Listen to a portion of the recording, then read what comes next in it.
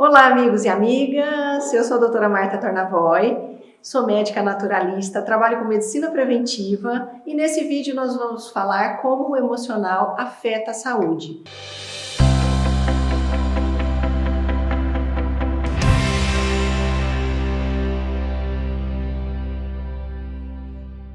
Isso já é bem conhecido, né? O emocional afeta a saúde. Quando a gente tem uma tristeza, a gente adoece. Quem nunca teve, por exemplo, uma desilusão amorosa, rompeu com o namorado, brigou com a namorada e aí ficou com uma gripe, ou sei lá, com uma gastrite, ou com uma diarreia, não é verdade?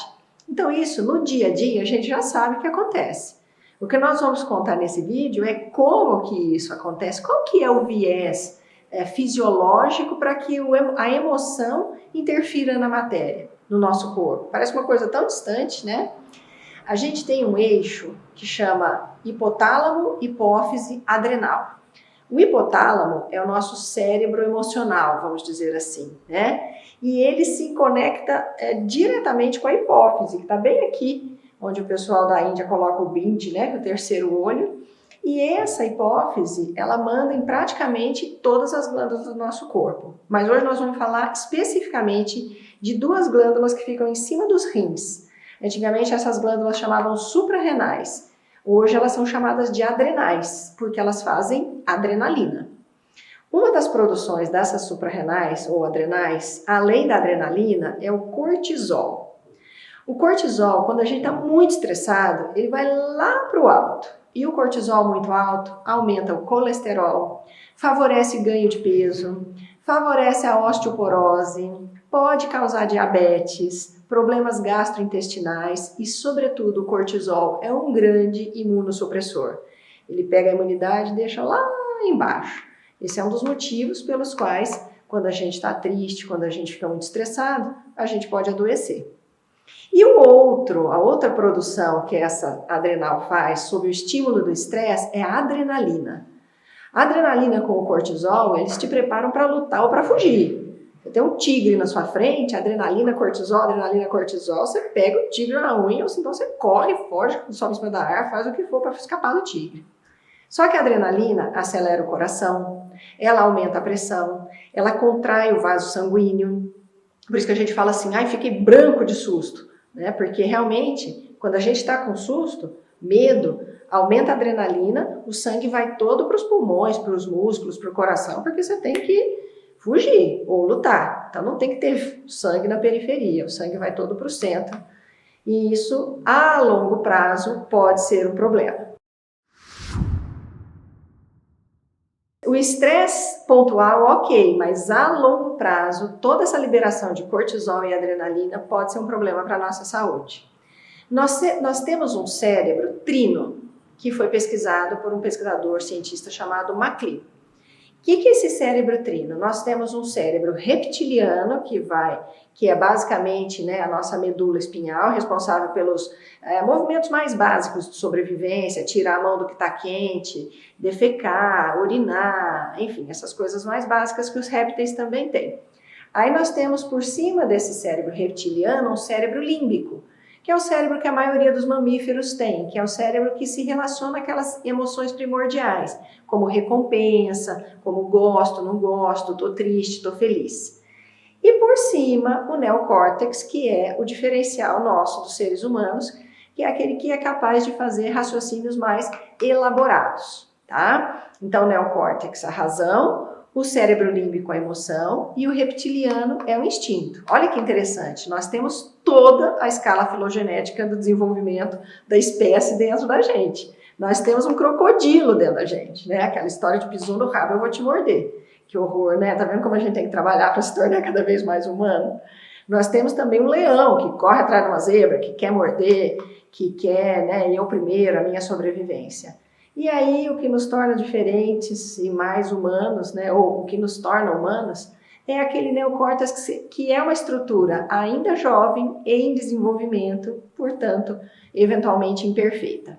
Por que eu estou falando isso? Eu estou falando isso porque a hora que o sangue sobe, né, é o reptiliano que está ali, é o gorila que está aí, é o leão que está ali. A gente tem isso dentro da gente. Não é para a gente achar que isso é que ser ruim, que isso é do mal. Não, existe isso. A espécie sobreviveu graças a isso, né? A capacidade de reagir, a capacidade de fugir do perigo, a capacidade de evitar questões e até de dominação. Mas como ser humano, a gente pode modular isso e não deixar essa explosão de emoção que vem da nossa instância primitiva e animal, deixar a gente completamente transtornado, porque senão isso vai acabar afetando a nossa saúde. O nosso corpo ele foi feito para ter estresse agudo. O que é o estresse agudo? Por exemplo, a gente está lá nas cavernas, vamos pensar que não vamos lembrar lá das cavernas, que foi ontem, né, gente? Se for pensar no tempo da evolução do planeta, a história do ser humano é curtinha demais. Então, ok, nós somos lá nas nossas cavernas, aí é hora de sair para caçar. Aí a gente sai da caverna e vai correr atrás de uma zebra, de um, sei lá, de um alce, de um tigre, adrenalina, cortisol, você briga e aí mata a caça, traz para dentro da caverna e baixa cortisol, baixa adrenalina, vai comer com a turma ali do bando, a família, a meninada, acabou o estresse, ok? Isso é um estresse agudo, nosso corpo foi feito para isso. Acontece que hoje nós estamos o tempo todo correndo atrás de uma zebra, de matar um leão. Isso até é uma fala. Eu tenho que matar um leão por dia. É literalmente isso que o nosso cérebro está entendendo. Então, o que ele faz? Manda fazer adrenalina e cortisol o tempo todo. Porque a maneira com que a gente está diante da vida pede para a gente lutar ou fugir o tempo todo. Tem tigres de dentes de sabre por todos os lados. O chefe, o trânsito, o vizinho, o cônjuge, tudo é um mastrodonte, um tiranossauro rex que a gente está tendo que lutar com ele. Você percebe que não é exatamente o que está do lado de fora, mas como a gente encara cada coisa. A ameaça está na forma da gente olhar.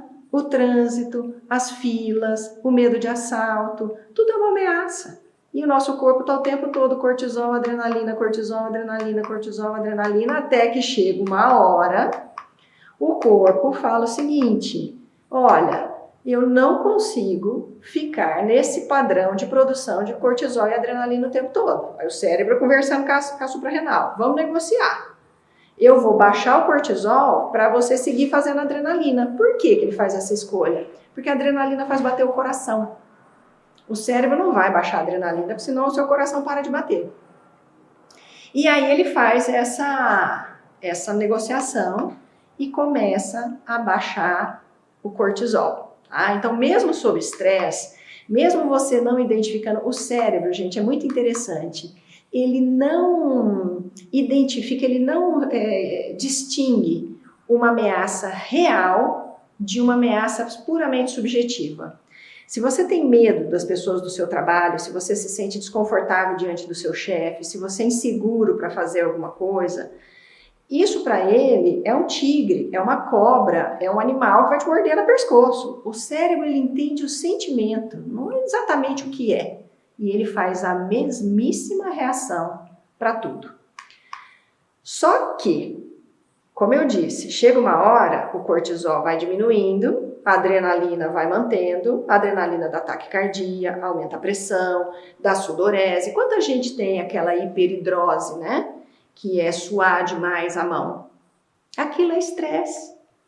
Adianta, ok, o pessoal usa botox, tem várias terapêuticas que são paliativas, que ajudam, mas na maioria das vezes, se você bloqueia a transpiração num lugar, você acaba aumentando a transpiração em outro lugar. Por quê? A raiz está ali, e a raiz é a hiperprodução de adrenalina. Por quê? Porque o cérebro está dizendo para você, você está num lugar onde você está ameaçado, onde você está ameaçada, não pode ficar em paz. E a paz, nossa, ela não pertence ao lado de fora, ela pertence ao lado de dentro. Se a gente muda a maneira com que a gente está diante da vida, na hora, o chefe, que era um leão, pode virar um gatinho. Porque é o jeito que eu olho para ele, né? É a maneira de eu compreendê-lo. Quando a gente não muda essa maneira da gente estar diante da vida, e o cortisol, primeiro ele subiu, aí ele fez um estrago danado, aumentou a glicose do sangue, deixou você meio desmemoriado, com confusão mental, suprime o sistema imunológico e tal. Depois ele vai descendo. E quando ele desce, e desce muito, existe uma síndrome que hoje em dia é conhecida como síndrome de burnout. Burnout é assim, parece tirar você da tomada. Mesmo a adrenalina que te faz bater o coração, ela não é suficiente para te manter ativo diante da vida. Aí você começa a ficar cansado, com vontade de dormir cedo, qualquer coisinha que você faz, você cansa. De manhã para sair da cama é um sacrifício. 4, 5 horas da tarde se deixar você ia dormir.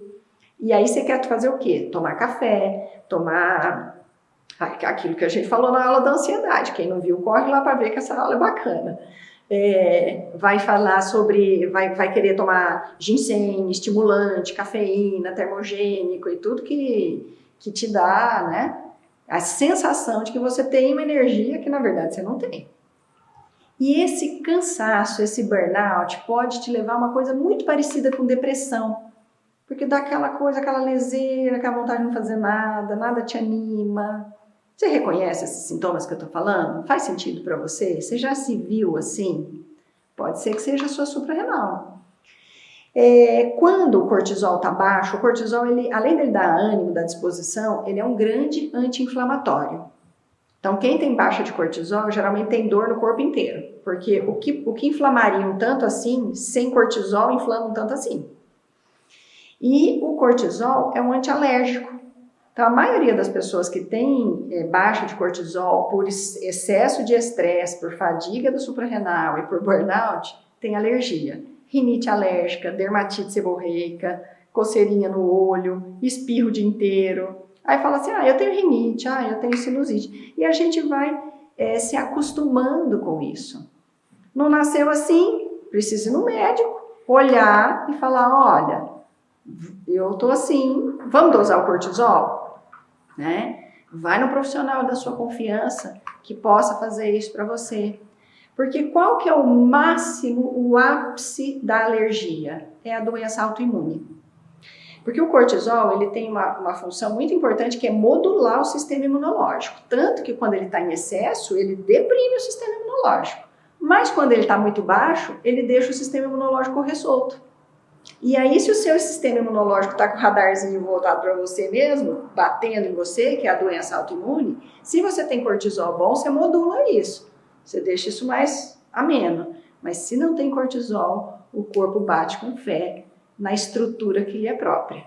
E aí a gente tem um problemaço chamado doença autoimune. Você percebe, gente, onde o estresse vai dar?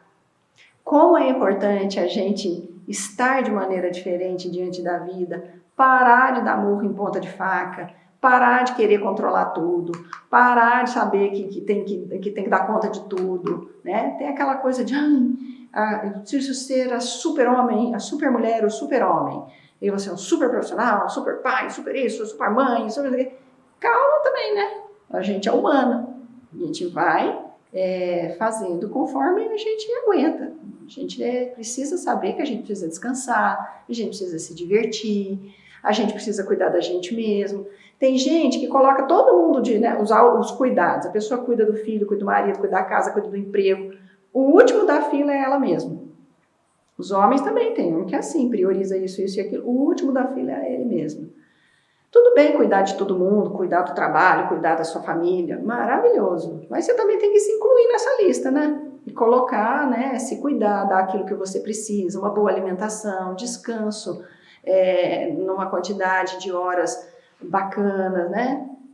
Olha, ir sempre ao médico, ver, fazer exame, fazer uma psicoterapia, fazer uma massagem, brincar, divertir de vez em quando. E uma forma muito boa que eu sempre falo é a questão da aceitação.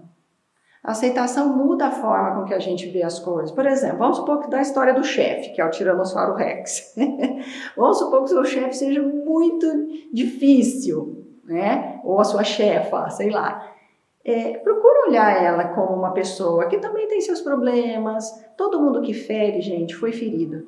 Ninguém sai mordendo todo mundo à toa. Então tem alguma coisa ali que, por mais que você não saiba, é de foro íntimo da pessoa. E pense sempre que tem uma coisa bacana ali. Olha o lado bom, procura o lado bom para a gente, né? De cada uma da pessoa. E aí tem uma interpretação mais serena dos fatos. E não, ai, não acredito, é o fim dos tempos. Quanta coisa que você acreditou que seria o fim de tudo, na verdade não teve consequências tão drásticas assim quanto você imaginou. As coisas terríveis que já aconteceram na sua vida. Você não está aí vivo, inteiro, com novos desafios, de repente aprendeu a sair até mais forte daquela situação?